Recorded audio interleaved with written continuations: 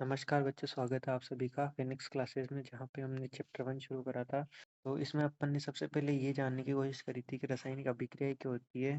फिर उसके बाद में अपन ने देखा था कि रासायनिक समीकरण क्या होती है, वो सब अपन ने देख लिया था। फिर नेक्स्ट अपन ने क्या देखा था कि भाई रासायनिक अभिक्रियाओं की पहचान कैसे करते हैं। तो इसके लिए अपन देखा था भाई अवस्था में परिवर्तन। तो यहाँ पे एक अलग एग्जाम्पल के साथ भी अपन समझ सकते हैं, जैसे ठोस का द्रव में बदलना या द्रव का गैस में बदलना भी क्या है, एक प्रकार का रासायनिक अवस्था के अंदर ही परिवर्तन हो रहा है। उसके अलावा अपन ने मैग्नीशियम वाला देखा था किताब के अंदर, जो है जो आपके परीक्षा में पूछा पूछा जाता है कि भाई मैग्नीशियम को का दहन करने पर वो किसके अंदर बदल जाता है, राख में बदल जाता है। दूसरा अपन ने क्या देखा था भाई रंग में परिवर्तन। रंग में परिवर्तन के लिए इंपॉर्टेंट एक एग्जाम्पल है तुम्हारी किताब में, वो कौन सा वाला है, वो है PbNO3 वाला। इसके अंदर क्या है भाई, एक तो PbNO3 का होल ट्वाइस, ठीक है, और उसकी अभिक्रिया किससे हो रही है, पोटेशियम आयोडाइड से। तो उसके बाद में अपन को देखो ये हो जाएगा इंटरचेंज, ये वाला इधर आ जाएगा, ये वाला इधर इधर आ जाएगा। तो ये बनेगा क्या, ये बनेगा KNO3, और क्या बनेगा, PbI2। तो इसके अंदर क्या होता है, ये PbI2 का, सॉरी PbI2 का अपन को क्या प्राप्त होता है, पीला अवशेष प्राप्त होता है। क्या प्राप्त होता है, पीला अवशेष प्राप्त होता है। तो यहाँ पे क्या हो जाता है भाई, रंग में परिवर्तन हो जाता है। ये वाला भी इम्पोर्टेंट एग्जाम्पल है आपके लिए। तो यहाँ पे रंग में परिवर्तन हो जाता है, ठीक है। फिर अगला एक एग्जाम्पल और दे रखा है भाई रंग में परिवर्तन वाला, तुमने देखा होगा भाई कॉपर सल्फेट के विलयन में इस कील को डालते हैं, तो क्या होता है, इसका कील का रंग चेंज हो जाता है भूरा, और इसका विलयन क्या हो जाता है, रंगहीन हो जाता है, ठीक है। तो ये भी एक एग्जाम्पल हो सकता है। उसके अलावा गैस का निष्कासन होता है जब भी कोई रासायनिक अभिक्रिया होती है, ठीक है। फिर नेक्स्ट अपन देखते हैं किसके अंदर परिवर्तन होता है, तापमान में। और इसके लिए इम्पोर्टेंट एग्जाम्पल सबसे ही ज्यादा इम्पोर्टेंट है वो, तो क्योंकि परीक्षा के अंदर पूछ जाता है बार बार, उसका नाम है भाई जिंक की अभिक्रिया किसके साथ कराएंगे अपन, H2SO4 के साथ। तो अपन को क्या प्राप्त होगा, जिंक सल्फेट, और क्या प्राप्त होगा, साथ में हाइड्रोजन गैस प्राप्त होगी। तो एक तो गैस का निष्कासन हो रहा है, और जब ये हाइड्रोजन गैस निकलेगी तो ये फ्लास्क होता है वो क्या हो जाता है, गर्म होने लग जाता है। जैसे ये देखो, ये यहाँ पे क्या होने लग जाता है, गर्म होने लग जाता है। तो ये किसके अंदर परिवर्तन हो गया, ताप में परिवर्तन। तो जब भी आपको कोई क्वेश्चन पूछ ले कि रासायनिक अभिक्रिया हुई है, उसका पता कैसे चलेगा, तो चार चीजों में परिवर्तन होगा। पहला होगा अवस्था में परिवर्तन, दूसरा रंग में परिवर्तन, तीसरा गैस का निष्कासन, और चौथा तापमान में परिवर्तन। फिर नेक्स्ट अपन ने देखा था भाई, ये तो जैसे इतना कुछ काम का नहीं है, लेकिन एक चीज काम की इसमें कि भाई अभिकारक क्या होते हैं, उत्पाद क्या होते हैं, ठीक है। अभिकारक क्या होते हैं, जो रासायनिक अभिक्रिया के अंदर भाग लेते हैं उनको अपन क्या बोलते हैं, अभिकारक बोलते हैं, ठीक है। और उत्पाद क्या होते हैं, जो अभिक्रिया के अंदर प्राप्त होते हैं उनको अपन क्या बोलते हैं, उत्पाद बोलते हैं, ठीक है। और इनका अंदर ये भी दे रखा है भाई, लेफ्ट हैंड साइड में किसको लिखा जाता है, अभिकारक को लिखा जाता है, राइट हैंड साइड में किसको लिखा जाता है, उत्पाद को लिखा जाता है। वो सारी किताब में दे रखा है, वैसे कोई पूछता नहीं है ये सवाल। एग्जाम्पल ये आप याद रख सकते हो, मैग्नीशियम की अभिक्रिया ऑक्सीजन से कराने पर मैग्नीशियम ऑक्साइड प्राप्त होता है। फिर तीर का निशान हमेशा किसको दर्शाता है, उत्पाद की तरफ होता है। तो ये अपन देख सकते हैं, ठीक है। फिर अपन ने संतुलित रासायनिक समीकरण देखी थी, ठीक है, जिसके अंदर अपन क्या देखते हैं भाई कि संतुलित रासायनिक समीकरणों को संतुलित करना क्यों आवश्यक है। तो अपन को क्या करना है भाई, द्रव्यमान संरक्षण का नियम होता है उसको क्या करवाना होता है, संतुष्ट करवाना होता है। इसलिए अपन क्या करते हैं, रासायनिक समीकरणों को संतुलित करते हैं। और इसके अंदर होता है क्या, द्रव्यमान संरक्षण के नियम के अनुसार भाई रासायनिक अभिक्रिया में द्रव्यमान का न तो सर्जन होता है, नहीं क्या होता है, विनाश होता है। ये सब अपन आगे देख चुके हैं। तो यहाँ पे देख सकते हैं भाई, इसके अंदर करते हैं संतुलन का मतलब क्या है, अभिकारक और उत्पाद के अंदर जो भी तत्व है उनकी संख्याओं को क्या करना होता है, बराबर करना होता है। संतुलन है क्या भाई, तीर के दोनों तरफ अभिकारक उत्पाद प्रत्येक तत्व के परमाणु को क्या करना होता है, बराबर। ये एग्जाम्पल यहाँ पे दे रखा है, ये मैंने अच्छे से समझा भी रखा है, तो आप पिछले वीडियो में देख सकते हैं। बिल्कुल ऐसे आसान तरीके से समझा रखा है कि बिल्कुल आसानी से अपन को समझ में आ जाएगा, ठीक है। जैसे इसके अंदर है क्या, जैसे Fe है, यहाँ पे 3 है, यहाँ पे 1 है, यहाँ पे देखो H2 कितना है, 2, इधर हाइड्रोजन 2 है, फिर ऑक्सीजन इधर 1 है, इधर कितने हैं, 4। तो इन सबको अपन को क्या करना होता है, संतुलित करना होता है। संतुलन कैसे करेंगे भाई, देखो यहाँ पे 3 लगा देंगे ऐसे, इस प्रकार से। देखो यहाँ पे तो थोड़ा सा डिफिकल्ट दे रखा है, वो मैंने बिल्कुल आसान तरीके से आपको करवा दिया था। तो आप पिछले वीडियो में जाके देख सकते हैं। एक सवाल ये भी पूछ सकते हैं, इस विधि को अपन क्या बोलते हैं, हिट एंड ट्रायल विधि। तो क्वेश्चन आ सकता है, रासायनिक समीकरणों को संतुलित करने की विधि है, उसको अपन क्या बोलते हैं, हिट एंड ट्रायल विधि बोलते हैं, ठीक है। फिर अपन आए थे रासायनिक अभिक्रियाओं के प्रकार के ऊपर, जिसमें अपन ने सबसे पहले किसको देखा था, संयोजन अभिक्रियाओं। संयोजन अभिक्रिया क्या होती है भाई, कि देखो संयोजन का मतलब ही क्या होता है, जुड़कर एक होना, ठीक है। तो अपन ये देख सकते हैं कि जब दो या दो से अधिक अभिकारक अभिकारक ही जुड़ेंगे भाई, दो या दो से अधिक अभिकारक जुड़कर क्या करेंगे, एकल उत्पाद का निर्माण करेंगे। तो दो अभिकारक जुड़ के एक उत्पाद का निर्माण कर देंगे, तो उसको अपन क्या बोलेंगे, संयोजन। इसका एक एग्जाम्पल अपन ये देख सकते हैं, जिसके अंदर क्या है, कैल्शियम ऑक्साइड। इसका नाम अपन ने क्या बोला था, बिना बुझा चूना। और इसकी अभिक्रिया किससे कराएंगे, जल से। तो ये क्या हो जाएगा भाई, बुझा हुआ चूना। तो इसको अपन बोलते हैं कैल्शियम ऑक्साइड। तुमको पूछ ले कैल्शियम ऑक्साइड का अन्य नाम क्या है, तो बिना बुझा चूना। और कैल्शियम हाइड्रोक्साइड का अन्य नाम क्या है, बुझा हुआ चूना। और इसके साथ में क्या निकलती है, उष्मा निकलती है। तो ये भी अपन ने देखा था कि ऐसी अभिक्रिया जिसमें उष्मा का क्या होता है, निर्माण होता है या उत्सर्जन होता है, उसको अपन क्या बोलते हैं, उष्मा क्षेपी अभिक्रिया बोलते हैं, ठीक है। फिर अगली जो चीज थी वो ये थी कि ऊष्माक्षेपीय अभिक्रियाओं के कुछ एग्जाम्पल अपन को देखने थे, जिसमें पहला क्या था, प्राकृतिक गैस का दहन, और दूसरा क्या था, श्वसन था भाई, ठीक है। प्राकृतिक गैस का दहन भी अपन देख सकते हैं कि भाई CH4 क्या होती है, मीथेन। इसकी अभिक्रिया, दहन का क्या मतलब है, ऑक्सीजन से अभिक्रिया। तो जब प्राकृतिक गैस का दहन करवाएंगे तो अपन को प्राप्त क्या होगा, एक तो प्राप्त होगा CO2 और एक क्या प्राप्त होगा, H2O। तो इसकी संतुलित रासायनिक समीकरण अपन को पता होनी चाहिए, ये बार बार परीक्षा में पूछी जाती है, और इस बार पूछ भी सकते हैं, ठीक है, क्योंकि ये इम्पोर्टेंट है भाई, ठीक है। अगला इसका एग्जाम्पल क्या है भाई, श्वसन भी क्या होती है, एक प्रकार की ऊष्मा क्षेपीय अभिक्रिया होती है। तो ये सब अपन ने पिछले वीडियो में देख लिया था। इसका एक और एग्जाम्पल इंपॉर्टेंट तो नहीं है, लेकिन फिर भी तुमको पता होना चाहिए कि भाई साग सब्जियों का विघटन भी क्या है, ऊष्मा क्षेपीय अभिक्रिया, ठीक है। फिर अपन ने क्या देखा था, वियोजन अभिक्रिया। वियोजन या अपघटन अभिक्रिया क्या होती है भाई, टूट कर बिखरना। जब एकल अभिकारक टूटकर छोटे उत्पाद बनाता है, उसको अपन क्या बोलते हैं, वियोजन अभिक्रिया बोलते हैं। जब एकल अभिकारक टूटकर छोटे उत्पाद बनाता है, तो उसको अपन क्या बोलते हैं, वियोजन अभिक्रिया बोलते हैं। ये भी आपको बता दिया था। फिर इसके अंदर ऊष्मीय वियोजन होता है, ये वाली एग्जांपल बहुत ज्यादा इंपॉर्टेंट था, आपको बता दिया था, ठीक है। तो आपको ये एग्जांपल बता दिया था पिछले वीडियो में, जिसके अंदर भाई FeSO4 टूटता है, किसके अंदर, Fe2O3 SO2 और SO3 के अंदर टूटता है, ठीक है। यहाँ पे क्या करते हैं अपन, ऊष्मा देनी पड़ती है इनको, और ऊष्मा देने के जहाँ पे ऊष्मा देते हैं वहां पे क्या हो रहा है, ऊष्मा का अवशोषण।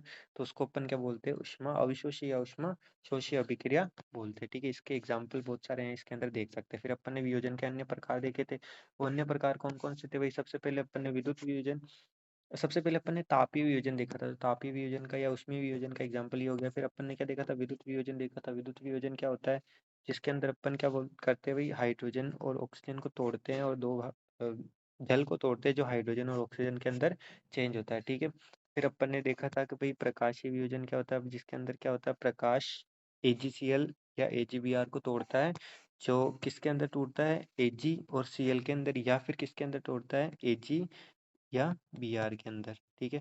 तो अगर आपको क्वेश्चन, देखो एक क्वेश्चन ये पूछ सकते हैं कि श्वेत श्याम फोटोग्राफी में किसका इस्तेमाल किया जाता है, तो किसका इस्तेमाल किया जाता है, AgBr का इस्तेमाल किया जाता है, या सिल्वर ब्रोमाइड का इस्तेमाल किया जाता है। तो ये सवाल आपकी परीक्षा में पूछा जा सकता है, ठीक है। अब चालू करते हैं आज की बात, जिसके अंदर सबसे पहले अपन किसकी बात करेंगे, विस्थापन अभिक्रिया की। तो विस्थापन अभिक्रिया होती क्या है भाई, तो विस्थापन अभिक्रिया क्या होती है भाई, देखो विस्थापन का मतलब होता है एक जगह से दूसरी जगह जाना। तो हमेशा यही ध्यान रखना है, विस्थापन का मतलब यही है कि कोई एक चीज हटेगी और दूसरी जगह जाके जुड़ जाएगी, बस इतना सा ध्यान रखना है। देखो इसके अंदर होता क्या है, जब कोई अधिक क्रियाशील तत्व दूसरे और कम क्रियाशील तत्व के यौगिक को क्या कर दे, विस्थापित कर दे, तो उसी को अपन क्या बोलेंगे, विस्थापन अभिक्रिया बोलेंगे। देखो हमेशा ध्यान रखना है, कोई तत्व होगा वो क्या करेगा, यौगिक को विस्थापित करेगा। और तत्व क्या होगा, ज्यादा ताकतवर होगा, और यौगिक क्या होगा, यौगिक कम ताकतवर होगा। तो यही अपन को ध्यान रखना है कि अधिक ताकतवर जो तत्व होता है वो कम ताकतवर तत्व के यौगिक को क्या कर देगा, विस्थापित कर देगा। इसी को अपन क्या बोलते हैं, विस्थापन अभिक्रिया। इसका सबसे ज्यादा इंपॉर्टेंट जो एग्जाम्पल परीक्षा में पूछ सकते हैं वो यही है, कि जब Fe क्या होती है भाई, लोहे की कील। ये परीक्षा में पूछा गया है सवाल की, ये चित्र बना के बताओ, ठीक है। अभी किताब में मैं बता दूंगा कौन सा है, ठीक है। तो Fe की अभिक्रिया CuSO4 के विलयन से कराने पर क्या होगा भाई, Fe तो क्या होता है, ज्यादा ताकतवर, और Cu क्या होता है, कम ताकतवर।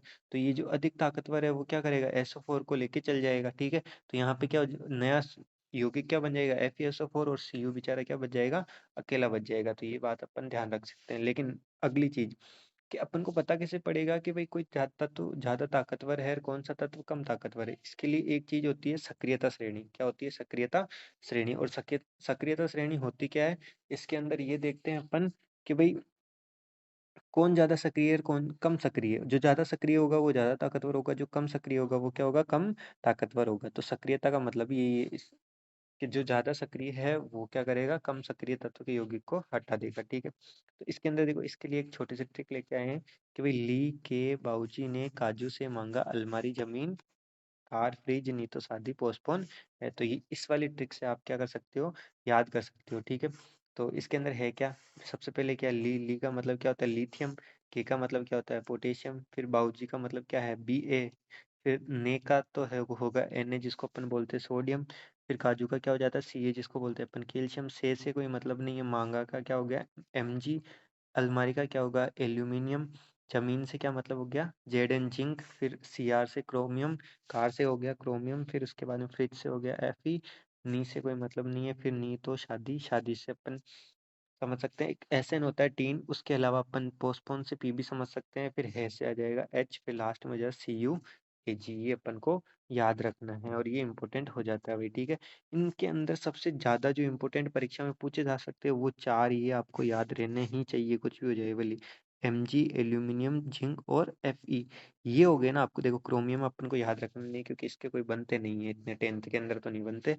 ठीक है, तो अपन को ये मैग्नीशियम, एल्यूमिनियम, जिंक और Fe अपन को याद ही रखने हैं, ये ज्यादा इंपॉर्टेंट है। ठीक है, आगे चलते हैं। अब देखो, यहाँ पे यही तो चीज हो रही है विस्थापन अभिक्रिया में। इस वाली विस्थापन अभिक्रिया में हो क्या रहा है, तुमको दिख ही रहा है भाई। ये क्या है, Fe है। ये क्या है भाई, ज्यादा ताकतवर है। Fe कहाँ आ रहा है, ये पहले आ रहा है। और Cu कहाँ आ रहा है, ये बाद में आ रहा है। तो Fe क्या है, ज्यादा ताकतवर है। Cu क्या है, कम ताकतवर है। तो ये ज्यादा ताकतवर क्या करेगा, कम ताकतवर को, यौगिक को क्या कर देगा, विस्थापित कर देगा। और निर्माण किसका कर लेगा, FeSO4 का निर्माण कर लेगा। तो ये आपको ध्यान रखना है। फिर आगे देखो, विस्थापन के बाद में अगली जो अभिक्रिया आती है वो आती है द्विविस्थापन अभिक्रिया। द्विविस्थापन अभिक्रिया है क्या भाई, दो बार विस्थापन होगा। उसके विस्थापन में तो क्या होता है, एक बार विस्थापन होता है। द्विविस्थापन में क्या होगा, दो बार विस्थापन। अब दो बार विस्थापन कैसे होगा, देखो इसको और इसको देखने के लिए अपन ट्रिक से देख सकते हैं। कैसे, देखो जिसके अंदर तीन तत्व आते हैं, तीन तत्व, तीन जने आएंगे। देखो A+B और C। ठीक है, ऐसा कुछ है। तो इसके अंदर निर्माण किसका होगा, ये C जुड़ के कहाँ चल जाएगा, एक के पास। तो A+C+B, ये लो, ये तो हो गई विस्थापन अभिक्रिया। ठीक है, और द्विविस्थापन में क्या होता है, यहाँ पे होगी चार जने, AB+CD। क्या होगा, AB+CD। तो इसके अंदर क्या होगा भाई, देखो आगे वाला कभी भी नहीं सरकता। आगे वाला हमेशा क्या रहेगा, बिल्कुल एक जगह रहेगा। सरकेगा कौन, पीछे वाले। ये D आ जाएगा B की जगह और B आ जाएगा D की जगह। मतलब क्या हो जाएगा, AD+CB। ठीक है, तो देखो मैंने बिल्कुल सीक्वेंस से लगाया। बी, डी की जगह बी रखा है और बी की जगह डी रखा है। बाकी सी और ए उसकी जगह की जगह ही है। तो आगे वाले कभी चेंज नहीं होते, चेंज कौन से होते हैं, पीछे वाले होते हैं। तो ये भी आपको याद रखना। देखो, तो अपन क्या देख रहे थे भाई, विस्थापन और द्विविस्थापन देख रहे थे। विस्थापन में कितने जने होते हैं, तीन जने। अगर ऐसा आपको सवाल आ जाए कि निम्न अभिक्रियाओं में से विस्थापन कौन सी है, द्विविस्थापन कौन सी, संयोजन, वियोजन, ये आप इससे देख के बता सकते हो कि जिसके अंदर तीन जने हो उसमें कौन सी होती है, विस्थापन अभिक्रिया होती है। और जिसमें चार जने हैं उसमें कौन सी होती है, द्विविस्थापन। देखो A B C D चार जने हैं तो ये क्या हो गया, द्विविस्थापन हो गया। और जहाँ पे तीन जने हैं वहां पे क्या होता है, विस्थापन। जैसे एक एक एग्जाम्पल से भी अपन देख सकते हैं। जैसे ये वाला एग्जाम्पल अपन देखें, इसमें आपको दिख क्या रहा है, तीन जने दिख रहे हैं भाई। एक तो क्या दिख रहा है, Fe दिख रहा है। एक क्या दिख रहा है, Cu दिख रहा है। एक क्या दिख रहा है, SO4 दिख रहा है। तो जहाँ पे तीन जने दिखते हैं वहां पे क्या होता है, विस्थापन। और जहाँ पे चार जने, देखो ये इंपॉर्टेंट अभिक्रिया है। ठीक है, इसमें क्या है, सोडियम है, सल्फेट है, बेरियम है और क्लोरीन है। चार जने हो गए। तो जहाँ पे चार जने हो गए वहां पे अभिक्रिया कौन सी हो गई, द्विविस्थापन हो गई। तो ये आपको ऐसे ध्यान रखना है। ठीक है, तो द्विविस्थापन अभिक्रिया होती क्या है वो अपन देख लेते हैं। अपन पहचान कैसे करते हैं वो तो अपन सीख गए। ठीक है, होती क्या है वो अपन देखते हैं। देखो द्विविस्थापन अभिक्रिया में क्या होता है, आयनों का आदान प्रदान होता है। देखो ऐसी अभिक्रिया जिसके अंदर अभिकारकों के बीच आयनों का आदान प्रदान हो। अभिकारकों के बीच आयनों का आदान प्रदान, जैसे मैंने अभी बताया था तुमको कि ये जो बी वाला है वो तो कहाँ पे चल जाएगा, डी के पास। और डी वाला है वो किसके पास आ जाएगा, बी के पास। ठीक है, तो इसका मतलब क्या हो, Cl उठ के किधर चल जाएगा, SO4 की जगह। SO4 उठ के किधर आ जाएगा, Cl की जगह। तो यही कर रखा भाई। सोडियम के पास में कौन था, पहले सल्फेट था तो अब कौन आ गया, क्लोरीन, ये लो। और बेरियम के पास पहले क्लोरीन था तो अब कौन आ गया, सल्फेट आ गया। बस इतना सा अपन को आना चाहिए, बिल्कुल आसान तरीके से। और बिल्कुल आसान है ये। तो अपन को याद रख लेना है कि भाई क्या होता है कि जब आयन अभिकारकों के बीच आयनों का आदान प्रदान होता है तो उसको अपन क्या बोलते हैं, द्विविस्थापन अभिक्रिया। और विस्थापन में क्या होता है, अधिक अभिक्रियाशील तत्व कम अभिक्रियाशील तत्व के यौगिक को क्या कर देता है, विस्थापित कर देता है। एक छोटी सी अभिक्रिया अपन को एक और ध्यान रखनी है, जिसके अंदर देखो इसके अंदर अभिक्रिया में क्या होता है, अवशेप का निर्माण होता है। तो ऐसी अभिक्रिया जिसके अंदर किसका निर्माण हो, अवशेप का, उसको अपन क्या बोलेंगे, अवक्षेपण अभिक्रिया बोलेंगे। क्या बोलेंगे, अवक्षेपण अभिक्रिया। तो जिसके अंदर अवशेप का निर्माण होता है उसको अपन क्या बोलते हैं, अवक्षेपण अभिक्रिया बोलते हैं। तो ये भी बिल्कुल आसान हो गया है। ठीक है, तो ये छोटे मोटे कुछ सवाल है वो आ सकते हैं, और ये एग्जाम्पल भी इंपॉर्टेंट हो जाते हैं। ठीक है, इसलिए मैंने यहाँ पे रख रखे हैं। ठीक है, उसके बाद में अपन देखते हैं जो आज की सबसे इम्पोर्टेंट अभिक्रिया है, उसको अपन बोलते हैं उपचयन और अपचयन। ठीक है, तो उपचयन अभिक्रिया क्या होती है भाई, ठीक है, और अपचयन क्या होती है। बिल्कुल आसान वे में देखें तो उपचयन का मतलब तो होता है ऑक्सीजन का जुड़ना, और अपचयन का मतलब होता है हाइड्रोजन का जुड़ना या ऑक्सीजन का हटना। देखो यहाँ पे, देखो हाइड्रोजन से अपन को इतना मतलब है नहीं, 10वीं के अंदर तो बिल्कुल मतलब नहीं होता है। यहाँ पे केवल दो ही चीजें देखनी होती है। उप मतलब क्या है, ऑक्सीजन का जुड़ना। ठीक है, और अपचयन का मतलब क्या है, ऑक्सीजन का घटना। बस इतना सा याद कर लो, खत्म अपनी अभिक्रिया, और कुछ नहीं है। ठीक है, तो ऑक्सीजन जुड़ेगी तो उपचयन, ऑक्सीजन हटेगी तो अपचयन। ठीक है, तो आपको आपको ये याद रखना है, बिल्कुल आसान। तो यहाँ पे उपचयन क्या है, पदार्थ में ऑक्सीजन की तो क्या होती है, वृद्धि होती है, जबकि हाइड्रोजन की क्या होती है, कमी होती है। उसको अपन क्या बोलते हैं, उपचयन अभिक्रिया। तो यहाँ पे एक एग्जांपल भी दे रखा है, Cu+O2 क्या बनता है, CuO बनता है। तो ऑक्सीजन जुड़ गया भाई, यहाँ पे कॉपर में पहले ऑक्सीजन नहीं था, बाद में आके जुड़ गया, तो ये क्या, CuO बन गया। ठीक है, तो ये अभिक्रिया कौन सी हो गई, उपचयन। अपचयन के अंदर क्या होता है भाई, अपचयन पदार्थ में ऑक्सीजन का ह्रास या हाइड्रोजन में क्या होती है, वृद्धि। ऑक्सीजन की तो क्या होगी, कमी, ह्रास का मतलब क्या होता है, कमी, और हाइड्रोजन में क्या होगी, वृद्धि। तो यहाँ पे देखो CuO और ये हाइड्रोजन है। तो हाइड्रोजन देखो, तो देखो यहाँ पे क्या भाई, CuO के अंदर ऑक्सीजन जुड़ा हुआ है, जबकि यहाँ पे ऑक्सीजन की क्या हो गई, कमी हो गई। तो यहाँ पे क्या हो गया, अपचयन अभिक्रिया हो गई। ठीक है, उसके अलावा एक और अभिक्रिया का प्रकार होता है, वैसे तो ये इतना इम्पोर्टेंट, क्योंकि यही दोनों का मिला के यही होता है भाई। रेडॉक्स अभिक्रिया क्या है कि एक जब एक ही अभिक्रिया के अंदर अपचयन और उपचयन दोनों अभिक्रिया हो जाए तो उसको अपन क्या बोलेंगे, रेडॉक्स अभिक्रिया। जैसे ये वाली अभिक्रिया है, इसको अपन अच्छे से समझते, देखो नीचे यहाँ पे क्या है, CuO+H2। ठीक है, इसकी अभिक्रिया से अपन को क्या प्राप्त होगा, Cu+H2O प्राप्त हो रहा है। ठीक है, ये अभिक्रिया अपने पास आ गई है। ठीक है, तो अब क्या होगा भाई, अब देखो क्या सीन है, यहाँ से हटके और यहाँ पे क्या हुआ, ऑक्सीजन की कमी हो गई। तो ये अभिक्रिया कौन सी हो गई, अपचयन।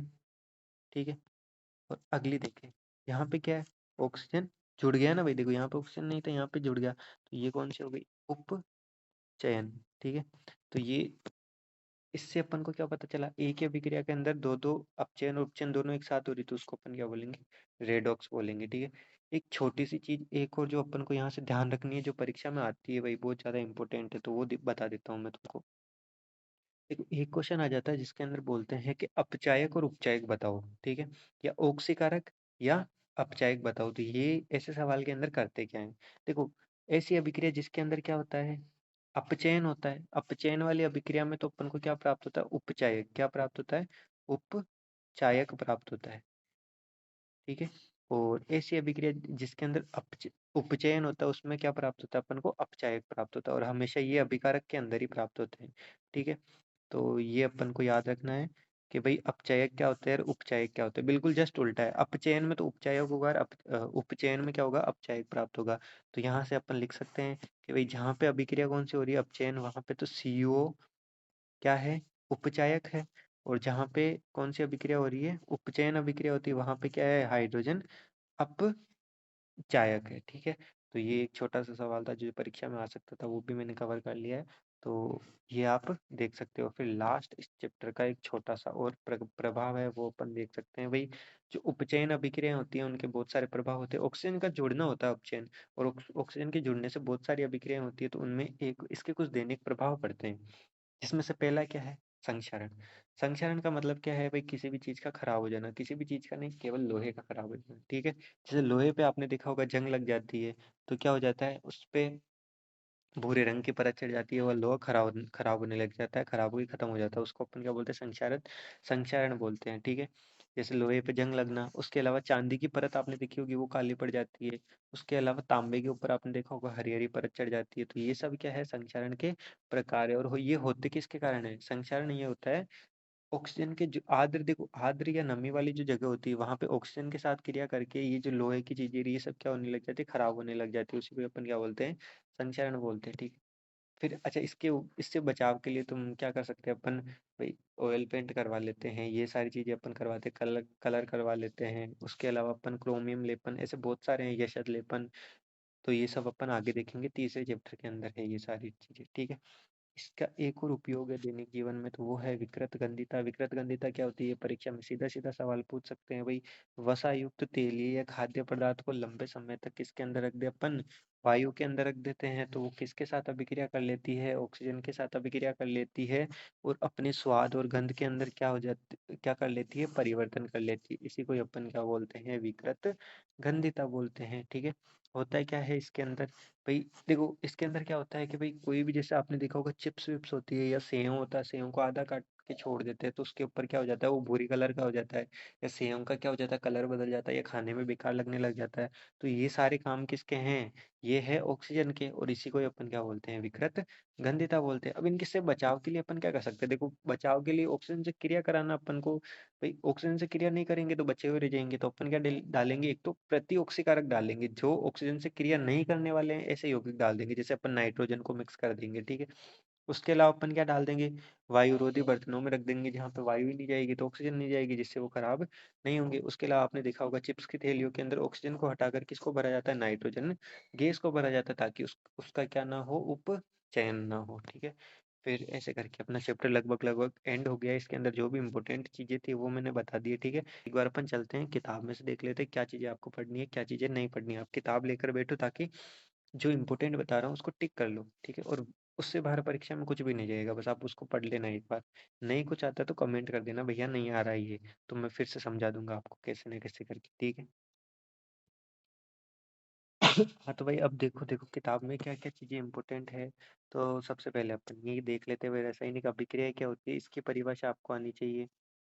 फिर क्या है, रासायनिक समीकरण क्या होती है इसकी परिभाषा आपको आनी चाहिए, ठीक है। तो ये सब मैंने फर्स्ट वाले वीडियो के अंदर बता दिया है, और आज शुरुआत में आते ही रिवीजन करवाता हूँ। मैं तो बोलता हूँ इस वीडियो को आप बार बार 10 बार 5 बार 4 5 बार भी इस वीडियो को देख लोगे ना आप, तो आपको ऐसे ही चीजें याद हो जाएगी, और इससे बाहर कुछ भी नहीं जाएगा, बस ये देख लेना शांति से। फिर अपन को क्या देखना, तो भाई संतुलित रासायनिक समीकरण क्या होती है ये भी इंपॉर्टेंट है, ठीक है। इसमें अपन देख सकते हैं भाई कौन कौन सी अभिक्रिया किस प्रकार से संतुलित होती है, तो इसके लिए मैंने वीडियो बना रखा है, उसमें देख लेना जाके, इम्पोर्टेंट है वो भी। फिर ये दो एग्जाम्पल दे रखे हैं, इसमें से ये वाला एग्जाम्पल बहुत ही ज्यादा इंपॉर्टेंट है, इसको भी ध्यान रखना है भाई, ठीक है। फिर कैसे पता चलेगा, ये भी अपन देख सकते हैं। इस बार मेरे को लग रहा है ये आ सकता है, तो ये ध्यान से पढ़ के जाना, ठीक है। ये वाली अभिक्रिया इंपॉर्टेंट हो जाती है। फिर आगे अपन देखते हैं भौतिक अवस्थाएं, ये तो इतना कुछ खास नहीं है, तो इसको छोड़ देना, ठीक है। फिर एक ये चित्र पूछा गया था परीक्षा में, तो ये भी देख लेना आप, ठीक है। वैसे इस बार चित्र का कुछ मेरे को लग नहीं रहा कि केमिस्ट्री में से कुछ चित्र आएंगे, लेकिन फिर भी देख के जाना है आपको, ठीक है। ये वाला चित्र इम्पोर्टेंट है, ठीक। फिर अब यहाँ से तो कुछ भी इतना कुछ खास नहीं है। फिर ये सारी चीजें मैंने आपको बता दी, इसमें से पढ़ने का कुछ मतलब बनता नहीं है, ठीक है। ये भी किसी काम का नहीं है, ये भी किसी काम का नहीं है, ये भी किसी काम का नहीं है। यहाँ पे ये दो अभिक्रिया हैं, उनको जरूर देख के चल जाना भाई, ठीक है। ये वाली अभिक्रिया और ये वाली अभिक्रिया, ये दोनों अभिक्रिया इंपॉर्टेंट हो जाती है। फिर एक क्वेश्चन ये वाला तो मोस्ट इंपॉर्टेंट हो जाता है, वही वायु में चलाने पर मैग्नीशियम रिबन को क्यों साफ किया जाता है। ये सारे बिल्कुल आप कर लोगे, बिल्कुल आसान आसान है, और वैसे भी कर ही लिए होंगे आपने, ठीक है। ये वाले देख लेना, परीक्षा में तो आने के कोई चांस बनते नहीं है। दूसरे जैसे समीकरण का संतुलन करना है, उसके अंदर ये आ सकते हैं, ठीक है। फिर यहाँ से इंपॉर्टेंट चीजें चालू हो जाती है। सबसे पहले अपन देखते हैं संयोजन अभिक्रिया क्या होती है, ये इंपॉर्टेंट है। फिर ये एग्जाम्पल इंपॉर्टेंट हो जाता है, फिर इनके नाम इंपॉर्टेंट हो जाते हैं। इसको अपन क्या बोलते हैं, बिना बुझा चूना, इसको क्या बोलते हैं, बुझा हुआ चूना। फिर उसके बाद में ये कैल्शियम कार्बोनेट, इसके अलग अलग नाम है, जैसे चूना पत्थर हुआ, संगमरमर हुआ, खड़िया हुआ, चौक हुआ, तो ये सब अपन को याद रखना पड़ेगा। तो ये तीनों इंपॉर्टेंट हो जाते हैं। फिर अगला अपन देखते हैं कि प्राकृतिक गैस का दहन, ये भी इम्पोर्टेंट हो जाता है कि प्राकृतिक गैस के दहन की रासायनिक अभिक्रिया लिखो, वो भी संतुलन वाली, तो ये इम्पोर्टेंट है। फिर ये अपन देख सकते हैं। फिर वियोजन अभिक्रिया क्या होती है, फिर वियोजन अभिक्रिया के अंदर ये रिएक्शन इंपॉर्टेंट हो जाती है, ठीक है। फिर ये वाली रिएक्शन तो ऊपर बता ही दी है, तो इतनी ज़्यादा इंपॉर्टेंट नहीं। ये वाला चित्र पूछा गया था पिछली बार, तो ये भी आप ध्यान रख सकते हैं। PbNO3 वाला भी आप ध्यान रख सकते हैं, क्योंकि ये इम्पोर्टेंट है इस बार, ठीक है। इसके लिए आप ये लाइन पढ़ के ही जाना, यहाँ से ही क्वेश्चन बनेगा तो यहाँ से बनेगा, तो ये ध्यान से देख के जाना, ठीक है। फिर श्वेत श्याम फोटोग्राफी आ जाती है। ये वाला सवाल, श्वेत श्याम फोटोग्राफी में किसका इस्तेमाल किया जाता है? AGBR या AGCL का इस्तेमाल किया जाता है। और प्रकाशीय वियोजन के भी कुछ एग्जाम्पल है, तो वो भी आप देख लेना। फिर यहाँ से तो एक ही सवाल बनता है कि एनोड पे कौन प्राप्त होता है? ऑक्सीजन। और कैथोड पे कौन प्राप्त होता है? हाइड्रोजन। तो ये आप देख सकते हैं, ठीक है। फिर आगे अपन ये वाले क्वेश्चन हैं, इन वाले क्वेश्चनों में भी इतना कुछ खास नहीं है, ये वाला तो छोड़ ही देना। और ये वाला थोड़ा बहुत इम्पोर्टेंट है, तो वो ऊपर जैसे अपन ने वो देखा था कैल्शियम ऑक्साइड वाला, उससे हो जाएगा बिल्कुल आसान है, ठीक है। फिर विस्थापन अभिक्रिया में अभी मैंने बता ही दिया है कि क्या होती है क्या नहीं होती है, तो ये देख लेना आप। ये चित्र इतना कुछ खास है नहीं, पूछेंगे भी नहीं इस बार तो, ठीक है। चित्र पूछा गया था ये वाला, ठीक है। तो ये ध्यान रख सकते हैं, लेकिन मेरे को मैं बता, जैसे मैंने कहा था केमिस्ट्री में से इस बार चित्र का कोई चांस बन नहीं रहा है, तो आप देख लेना अपने हिसाब से। ये तीनों अभिक्रियाएं थोड़ी बहुत इंपॉर्टेंट हो जाती है, जिसमें से सबसे ज्यादा इंपॉर्टेंट कौन सी वाली है? फर्स्ट वाली है, ठीक है। और यहाँ से क्वेश्चन भी बनता है कि कॉपर, ये वाला कि लोहे की कील का रंग भूरा क्यों हो जाता है तथा कॉपर सल्फेट का विलयन रंग जो नीला रंग होता है वो मलिन क्यों हो जाता है? तो ये सवाल पूछ सकते हैं, तो ये आप ध्यान रख के चल जाना, ठीक है। फिर उसके बाद में आती है द्विविस्थापन अभिक्रिया, ठीक है। द्विविस्थापन अभिक्रिया क्या है वो भी मैंने बता दिया तुमको। एग्जाम्पल होता है ये वाला इम्पोर्टेंट एग्जाम्पल है, तो ये आप देख लेना, ठीक है। उसके अलावा अवक्षेपण अभिक्रिया क्या होती है वो मैंने बता दिया था तुमको, कि जिसमें अवक्षेप का निर्माण होता है उसको अपन क्या बोलते हैं? अवक्षेपण अभिक्रिया बोलते हैं, ठीक है। फिर अपचयन उपचयन के अंदर ये दोनों एग्जाम्पल इतने कुछ खास नहीं, सॉरी, हाँ ये वाला एग्जाम्पल इम्पोर्टेंट है इसके अंदर, ये वाला और ये वाला एग्जाम्पल, ठीक है। ये वाला एग्जाम्पल कभी पूछा नहीं गया, अगर एक बार नजर फेर के चल जाना, ठीक है। फिर संक्षारण, इसके अपन उपयोग देखते हैं दैनिक जीवन में। संक्षारण है और क्या है? विकृत गंधिता, ये सब आप देख सकते हो, ठीक है। तो एक तो क्वेश्चन ये वाला इम्पोर्टेंट है, फिर ये छोड़ देना, फिर ये वाला आप देख के चल जाना, ठीक है। फिर लास्ट अपन देखते हैं यहाँ से। तो ये वाला सवाल पिछले साल 2025 में आया था, तो इस साल आने का कोई चांस बनता नहीं है, लेकिन अभिक्रिया जरूर देख के चल जाना, ठीक है। अभिक्रिया तो किताब देखो, किताब से बाहर कुछ आएगा नहीं, तो किताब को तो देख के ही जाना है, कुछ भी कर लो, ठीक है। तो ये इतना कुछ काम का नहीं है, इसका मैंने एग्जाम्पल उधर करा दिया है, तो ये आप ध्यान रख लेना उधर से। फिर ये सब मैंने करवा दिया है आपको पीछे, तो ये आप देख सकते हैं। उसके अलावा यहाँ से तो बस संतुलन वाले बन सकते हैं, उसके अलावा कोई चांस नहीं। यहाँ से भी संतुलन वाले बन सकते हैं, उसके अलावा कोई चांस नहीं है, ठीक है। ये संतुलन वाले ही बन सकते हैं, उसके अलावा कोई चांस बनता नहीं है इन सब में, ठीक है। ये वाला प्रश्न इम्पोर्टेंट है क्योंकि ये आ सकता है, ये 10वां प्रश्न भी इम्पोर्टेंट है क्योंकि ये भी आ सकता है परीक्षा के अंदर, पूछे भी गए हैं पहले तो। और वियोजन देखो, ये आता नहीं, ये सवाल नहीं आता इसमें, सीधा पूछ लेंगे भाई वियोजन अभिक्रिया क्या है, संयोजन अभिक्रिया क्या है। फिर ये पूछ सकते हैं, ये भी परीक्षा में आ चुका है सवाल। फिर विस्थापन द्विविस्थापन पूछ सकते हैं, ये वाला सवाल पूछ सकते हैं। और लास्ट एंड फाइनल अपन चलते हैं इधर, जिसमें क्या है भाई? संक्षारण क्या होता है? विकृत गंधिता क्या होती है? तो ये वाले सवाल इंपॉर्टेंट ही हैं, और वैसे आपको आपने कर रखे हैं कि एक बार तो आ ही गए होंगे, ठीक है। फिर लोहे की वस्तु को पेंट क्यों किया जाता है? फिर ये तेल व वसायुक्त खाद्य पदार्थों को नाइट्रोजन से प्रभावित क्यों किया जाता है? ये सवाल आ सकते हैं। 17वां आ सकता है, ऑक्सीजन। सॉरी, तो ये सवालों पे आप नजर फेर के चल जाना। ज्यादा इंपॉर्टेंट कौन सा? एक तो 16वां है, उसके अलावा कौन सा है? एक 20वां है, उसके अलावा कौन सा है? ये श्वसन एक ऊष्माक्षेपीय अभिक्रिया क्यों है? फिर उपचयन अपचयन, सॉरी, ऊष्माक्षेपी और ऊष्माशोषी वाला है, और लास्ट में वियोजन और संयोजन वाला। बस इतने से देख के आप, और एक विस्थापन और द्विविस्थापन वाला, इतने से सवाल इस वाले चैप्टर में से आपको देख के जाने हैं, और आपका चैप्टर पूरा खत्म। ठीक है भैया, कल से अपन देखेंगे चैप्टर 2, और इसको आप अच्छे से रिवाइज कर लेना। और कोई भी डाउट हो तो आप कमेंट कर सकते हो, और वीडियो अच्छा लगा तो भाई सब्सक्राइब कर लेना, लाइक कर देना, अपने दोस्तों को शेयर कर देना, ताकि उनका भी थोड़ा बहुत भला हो जाए।